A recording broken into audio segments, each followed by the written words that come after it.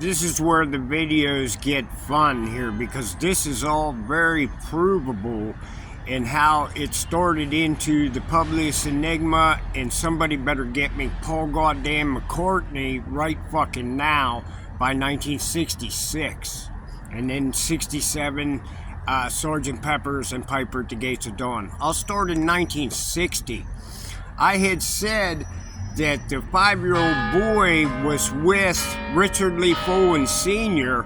and Colin Powell and had met Jack Bibby in White Sands, New Mexico. And my father, Richard Folan, had gotten Mr. Bibby a car. I had mentioned that the plan to kill Mr. Bibby had come to my father's attention when they had asked what he wanted to do with the car and said they intended to kill Jack. The 5-year-old had gone with John Gacy from Baton Rouge, where the 5-year-old was on his own for a while in Baton Rouge on the streets, and then had ended up in New York City trying to escape Gacy once, and then ended up back at Gacy's house in Albany. Down the street, Marilyn and Ron Flinton, well actually Marilyn and Lawrence Kirby might be how they say the arrangements were at that time, as Marilyn Flinton had sometimes been with Lawrence Kirby and sometimes been with Ronald Flinton, had 2 children there, a Fred Bibby clone and a John Bisbee clone, that had been kept in the garage. It was a built-on car park on the side of the house, and they had slept in an old white Thunderbird with a tarp over the back and a brick on the trunk. Those 2 kids were dead. The boy at Gacy's was talking well to the neighbor across the street from Gacy, and the 9-year-old that Marilyn Monroe by 1960 had wanted to meet had been taken to Albany there at Maryland's and had escaped and made his way back to Idaho Falls.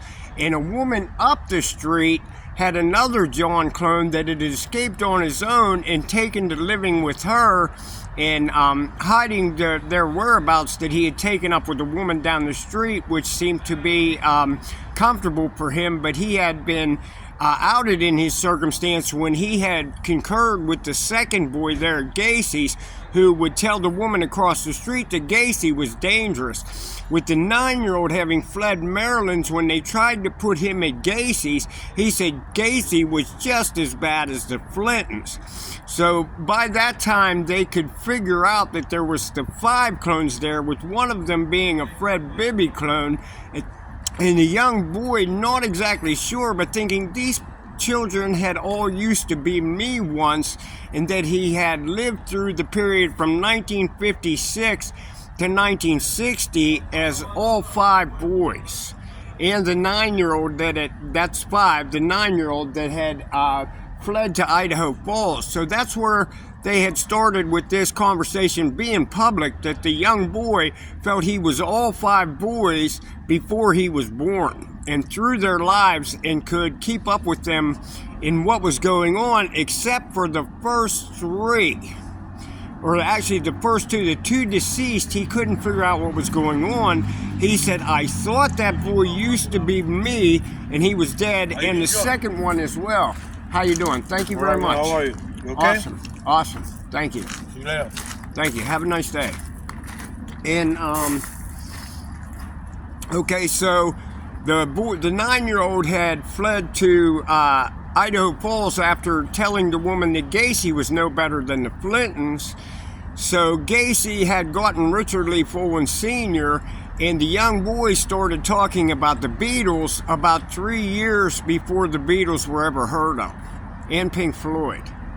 The 9-year-old was supposed to have met Marilyn Monroe, and they wouldn't allow it, but they brought Steve Cosmet from Baton Rouge to speak to her in the White House, and they allowed Jack Cosmet to be photographed in the backyard with John and one of the other boys.